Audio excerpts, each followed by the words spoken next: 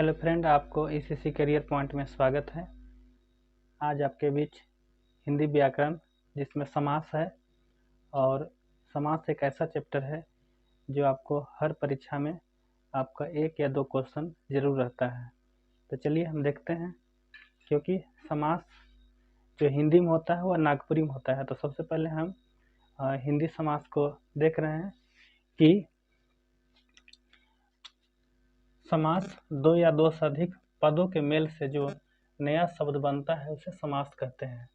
अर्थात इसमें 2 या 2 से अधिक पद होता है। जैसे एक परिभाषा होता है आपको संधि का, जैसे 2 या 2 से वर्ण, उसमें वर्ण होता है, लेकिन समास में आपको 2 या 2 से अधिक पद होता है। जो पद को मिलने से आपको समास बनता है। तो अब देखिए, समास का सबसे महत्वपूर्ण चीज आपका है भेद। तो समास में आपको सबसे पहले आपका है अव्ययी भाव समास। तो यहाँ देख रहे हैं आप अव्ययी भाव। तो अव्ययी भाव समास को पहचानने का सबसे सस्ता तरीका है कि इसका पहला पद जो होता है आपको उपसर्ग या अव्यय होगा। जैसे उपसर्ग जो बोलते हैं किसी पद में सबसे पहले लग करके बनता है, और अव्यय वही उस शब्द को कहते हैं जो किसी लिंग वचन या किसी अन्य को प्रभावित नहीं करता है। जैसे, या इसका इस तरह से हम बोल सकते हैं कि इसका समस्त पद जो होता है समस्त वाक्य में वह क्रिया विशेषण का काम करता है। मतलब क्रिया विशेषण को हम आसानी से समझ सकते हैं, क्योंकि क्रिया को विशेषता बतलाने वाले शब्द को क्रिया विशेषण कहा जाता है। जैसे यहाँ पर आप देख रहे हैं, एग्जाम्पल से सबसे आसान होगा, जैसे प्रतिदिन। तो यहाँ पर जो प्रति है आपका क्या है, एक उपसर्ग है। प्रतिदिन भी बन सकता है, प्रतिमाह भी बन सकता है। तो ये शब्द जो है उपसर्ग या अव्यय हम कह सकते हैं, और इसी से आपको अनेकों शब्द बन सकता है। तो इस तरह से पहचाना जा सकता है कि यह अव्ययी भाव समास है। जैसे यहाँ पर आपको निर्जन, निर्जन है यहाँ पर, तो यहाँ पर क्या है, उपसर्ग आपको नी है। उसी तरह से भरपेट है, तो भरपेट, और रातों रात। तो इस तरह के जो शब्द हैं आपको अव्ययी भाव होगा। इसका हम ऐसे उदाहरण देख रहे हैं यहाँ पर, कि जैसे यहाँ बात कर रहे थे क्रिया विशेषण का, यह संपूर्ण वाक्य में आपको क्रिया विशेषण का काम करता है। जैसे उसने भर पेट खाया, मतलब वो खाया, लेकिन वह क्या खाया, भर पेट। मतलब ये खाने का जो मैंने क्रिया का जो विशेषता बता रहे हैं वो भर पेट बता रहा है। उसी तरह से आप यहाँ पर प्रतिदिन से ही बना सकते हैं कि राम प्रतिदिन स्कूल जाता है। राम प्रतिदिन स्कूल जाता है। तो यहाँ पर प्रतिदिन क्या है, ये आपको जो जाने के जो है जो क्रिया है, इसका विशेषता बता रहा है कि वह जा रहा है प्रतिदिन। तो इस तरह से संपूर्ण वाक्य के लिए आपको अव्ययी भाव समास जो है वो आपको क्रिया विशेषण का काम करता है। अब चलिए तत्पुरुष समास। तो तत्पुरुष समास किसे कहेंगे, इसका अंतिम पद प्रधान होता है तथा पद में कारक चिन्ह होता है। अब देखना है इसका अंतिम पद और कारक चिन्ह। तो कारक यहाँ पर आपको 7 कारक है, तो इसमें ध्यान देना है कर्ता कारक और अंतिम जो संबोधन होता है वो छोड़ करके बाकी 5 गो चिन्ह है सबको इसमें शामिल रहता है।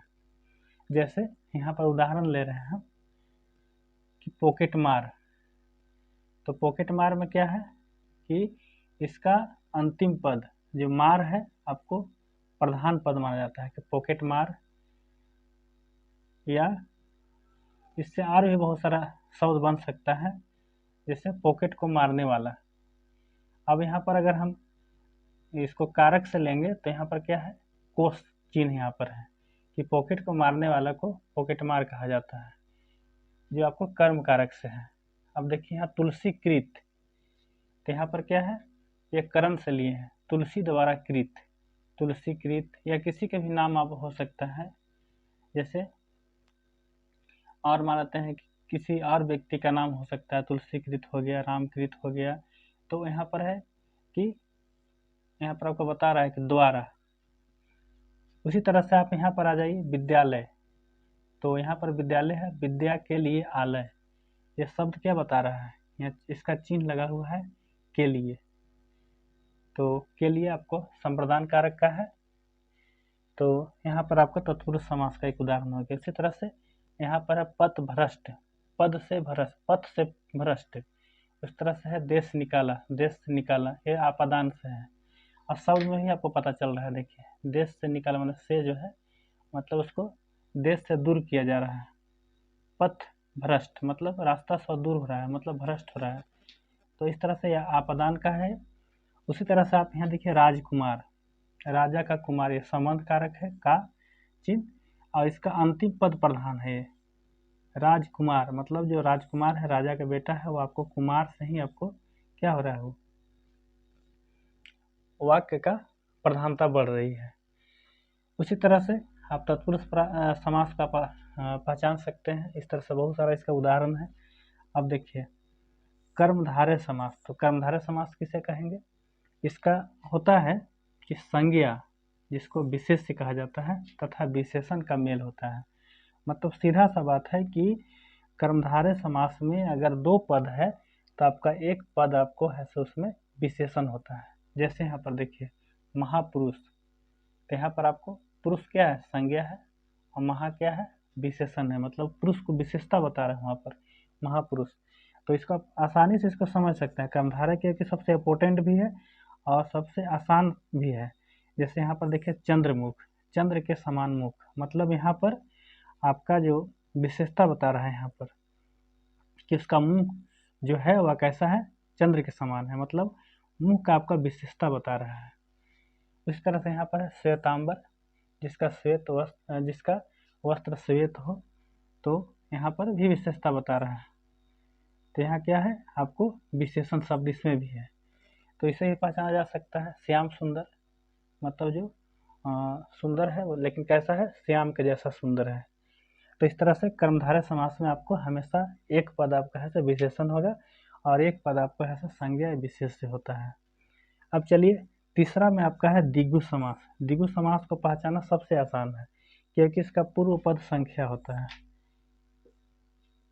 पूर्व पद जैसे मैंने गिनती से शुरू होगा, जैसे पंचवटी, चौराहा, द्विवेदी, चतुर्वेदी, चतुर्भुज, त्रिभुज, इस तरह से तमाम शब्द आएंगे वो आपको द्विगु समास होंगे। तो इसको पहचानने में कोई ज़्यादा कठिनाई नहीं है। अब आ जाते हैं हम लोग द्वंद्व समास। अब द्वंद्व है तो द्वंद्व क्या है, इसमें दोनों पद आपको प्रधान होते हैं। ये भी आसान है, जैसे माता पिता, पति पत्नी, छोटा बड़ा, भूखा प्यासा और सत्यासत। कभी कभी समास में कन्फ्यूजन होता है कि इसमें योजक चिन्ह होता है। ऐसा कोई जरूरी नहीं है कि समास में योजक चिन्ह ही तभी आपको द्वंद्व समास होगा। बिना योजक चिन्ह का भी आपको द्वंद्व समास हो सकता है, जैसा सत्यासत, सत्य और असत्य। तो धर्माधर्म, धर्म और अधर्म, मतलब इसमें दोनों पद प्रधान होगा। दाल भात, इस तरह से योजक चिन्ह रह भी सकता है और नहीं भी रह सकता है। अब बात करते हैं बहुव्रीहि समास। तो बहुव्रीहि समास क्या है, कोई पद एक पद प्रधान नहीं होकर के संपूर्ण पद की प्रधानता होती है।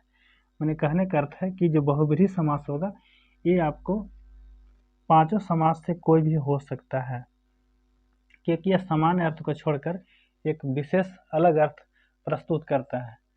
जैसे यहाँ पर क्या है, जैसे दशानन, तो यहाँ पर क्या है, दशानन जो है, तो दशानन का मतलब हुआ जिसका 10 आनन मतलब 10 सिर हो, तो दशानन कहा जाता है, लेकिन इसका विशेष अर्थ होता है रावण।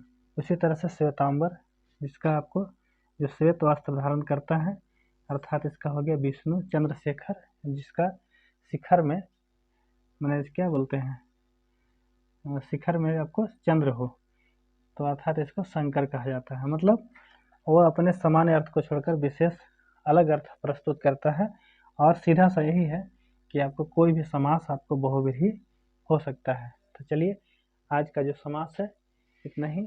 अगर आपको वीडियो अच्छा लगा तो लाइक और शेयर जरूर करेंगे। धन्यवाद।